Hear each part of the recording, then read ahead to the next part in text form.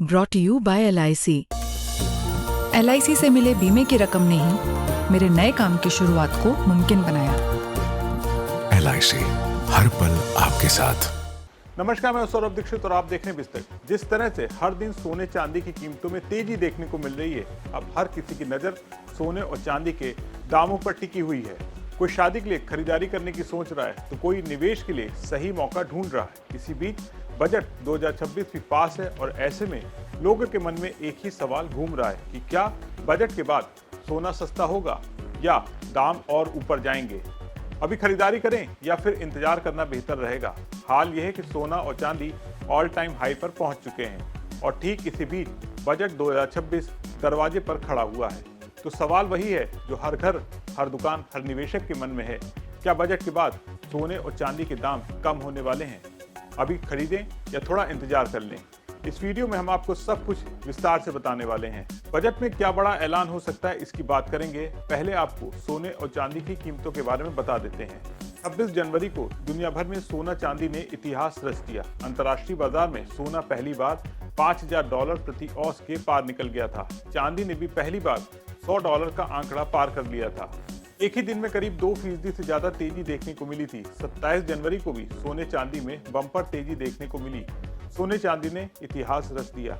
Multi commodity exchange यानी MCX पर 27 जनवरी को पहली बार चांदी का भाव करीब 30,000 रुपए यानी करीब 8% उछलकर 3,65,000 रुपए प्रति 1 किलो के बेहद करीब पहुंच गया। वहीं दोपहर 1 बजे के करीब MCX पर सोने का भाव करीब 3800 रुपए चढ़कर 1,59,820 रुपए प्रति 10 ग्राम के रिकॉर्ड स्तर के आसपास कारोबार कर रहा था। मतलब साफ है, दुनिया डरी हुई है और जब दुनिया डरती है तो पैसा सीधे सोने और चांदी में जाता है। अब असली सवाल कि सोने चांदी में इतनी तेजी क्यों देखने को मिल रही है।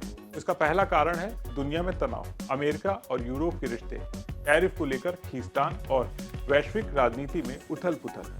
दूसरा कारण है ट्रंप फैक्टर। अमेरिका के राष्ट्रपति डोनाल्ड ट्रंप की टैरिफ पॉलिसी ने मार्केट को और डरा दिया है। तीसरा कारण है फेड और ब्याज दरों का डर।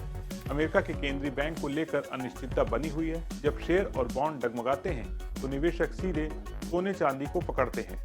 ये भी समझ लीजिए कि चांदी सिर्फ निवेश नहीं है, इंडस्ट्री का भी फ्यूल है। सोलर पैनल हो, इलेक्ट्रॉनिक्स हो, EV हो, इन सब में चांदी की मांग तेजी से बढ़ती जा रही है। ऊपर से सप्लाई कम है और चीन और अमेरिका में खुदरा निवेशकों की भारी खरीदारी है। इसीलिए चांदी की चाल सोने से भी ज्यादा तेज है। तो अब आते हैं सबसे बड़े सवाल पर कि क्या बजट 2026 में सोना सस्ता होगा।